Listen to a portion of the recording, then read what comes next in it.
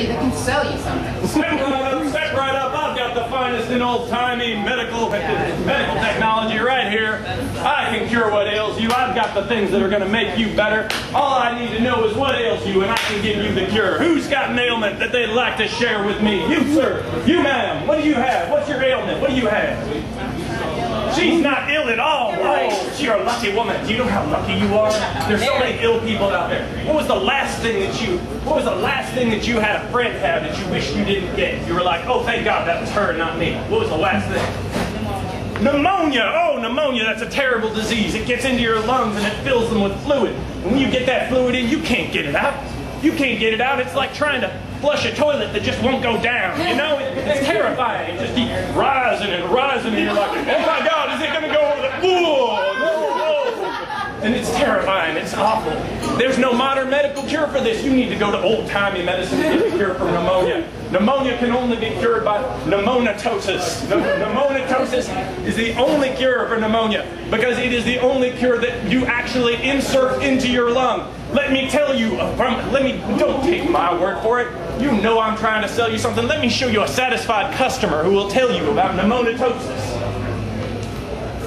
Before I tried pneumatosis, I had to stop masturbating halfway through because it would build up. I sometimes would lose consciousness and it felt pretty good for a while, but... So, I take pneumatosis and now I can get all the way through.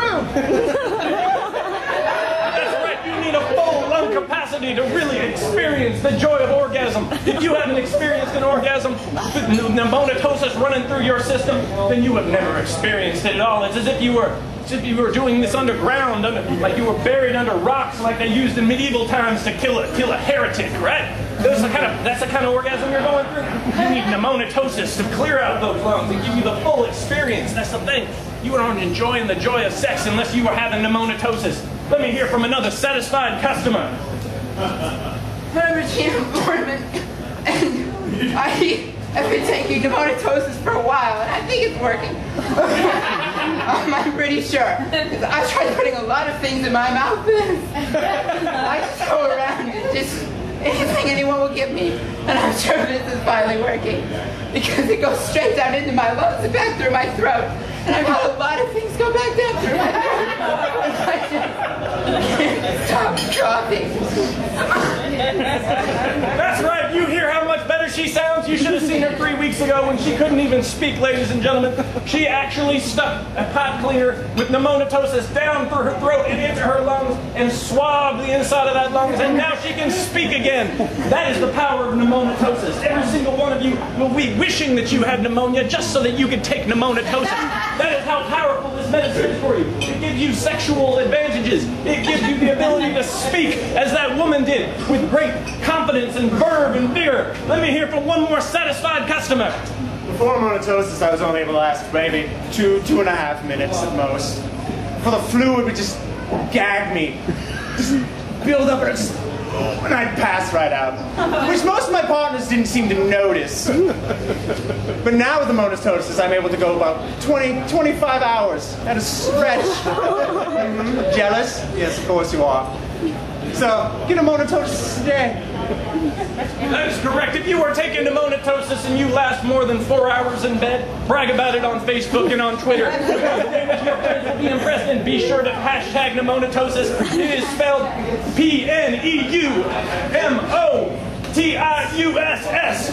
Pneumatoussus. Pneumatosis. That is correct. I am not a speller. I'm not a learned man. But you will remember that because this is the miracle drug that's going to save your life, ladies and gentlemen. But don't take my word for it. I've got a happy couple who has saved their lives through pneumatosis. Oh, Marcy, I had such a good time tonight. I don't want it to end. Oh, me too, Jason. I think I know what you're getting at. Oh, now come on, I didn't mean it like that. I'm sure. That's what all the guys say, but you know, I might be up for something. Really? I mean, it wouldn't be my first time. Mine either. What was your first time like? Nothing special, I guess. Pretty average, I suppose. Yeah, I guess mine too. I remember we were at his parents' party and he pretended like he was taking me home, but instead we were really gonna sneak up to his bedroom. I just remember wondering if the ball gag was gonna fit me. Yeah. It was so scary, you know, just sneaking up to his parents' bedroom and he held me in his arms and I remember just watching the moonlight dance on his face. And I still had the cat ears on while she was fitting me for the harness. Kissed for so long, it was just so romantic. And there was water coming into the sunroof, but I was still tied up. And I was just thinking, like, who would put a ceiling fan in a 76 conversion van? He laid me down on his bed, looked up in his eyes. When, of course, I couldn't shut the water off. I mean, I was completely immobile at this point. I saw the chainsaw right where I left it. The chainsaw was drowning out the sounds of my screams. But then the sprinklers came on and I'm just like, this is fucking with my chainsaw. And some girl was... I was yelling at the garden hose. Love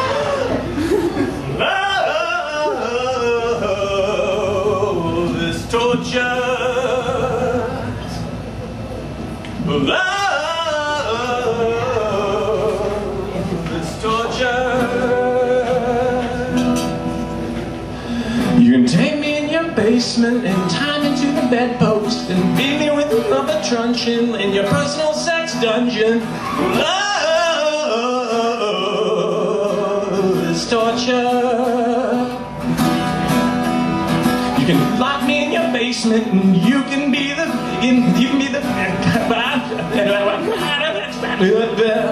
love is torture. One more time around. You can take me down your basement and you can play like you're the god and I can be the inmate and we'll reproduce the Stanford experiment. Love is torture. You're so sexy. Get out of here. Yeah, good luck to that, yeah. Fine. Hello, hi, I am Maria Gruber and I am here for telling you all of the things about your country which I love very much. Yes, so everybody, here I want to hear you say, USA, USA, USA. Yeah, I like your country very much. I first had the obsession with the country when I was very little and my mother showed me Taxi Driver because she's not a very good mother.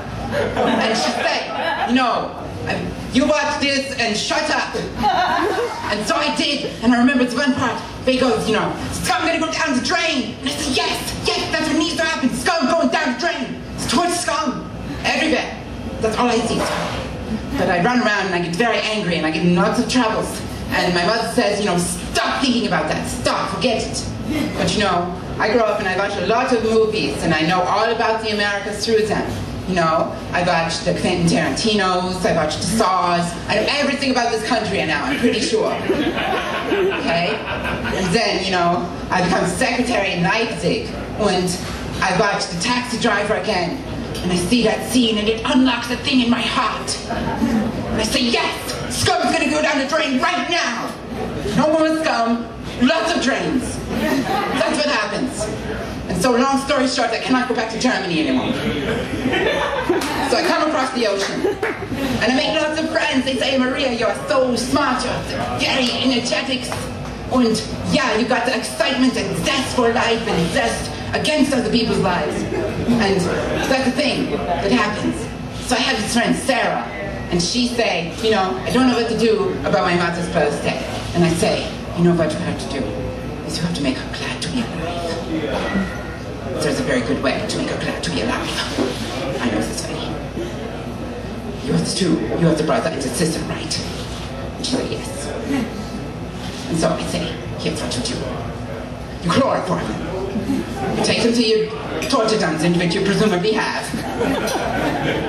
And then, you know, you lock them up. They don't wake up. They don't need to wake up. They don't exist. And then, get your mother. You know, don't let her know it's you. You know, talk to her through your voice modulator, which you also presumably have. I mean, come on. And you say, hello, mother. No, don't say hello, mother. That is the wrong way to go about it. Let me tell you. Okay? I mean, come on, guys. We have all been there. Do not say hello, mother. You say, hello, wake up, old lady. And she wakes up. And you say, you know, you have an assortment of tools in front of you. You have one child and another in front of you. When you leave here, you will only have one child, or you will have nothing. You will choose. Make a choice. You will use the tools, everyone in their turn. I suggest starting with the knuckles. Start out small. That's what my mother told me. I miss her. Oh my gosh. So, that's what I tell her to do. So, you know, then her mother gets out of there, she'll say, oh my gosh, Sarah, I'm so happy to be alive. I'm so happy to be alive. I'm sorry about your brother, your sister, the type of I don't know. You know, it changes. You're going to learn a lot about your mother when you do this. A lot. It's a question that you will not otherwise get answered, let me tell you that. So, anyway, you know, she was my friend in Canada, and long story short, I cannot go back to Canada. Cut. Wait. Hold on one second. Did you just make eye contact with her? I believe this guy right here made eye contact. Right from the start, that was the rule, sir. Eye contact? Do you see she completely messed up that last line because of the eye contact? Some lady made me change a diaper. Oh my behind the box. We specifically said no diaper changing. I think we got a dirty one here too, guys. Someone challenged my fertility. What? Wait a minute. This is ridiculous. It's just simple fucking rules laid out. It's like 4 rules, guys. 4 rules. We asked questions. Okay, you answered them. Good for you. The other 3 all broken. You know what? I'm done. I'm out of here. I'm just over. Bye, guys.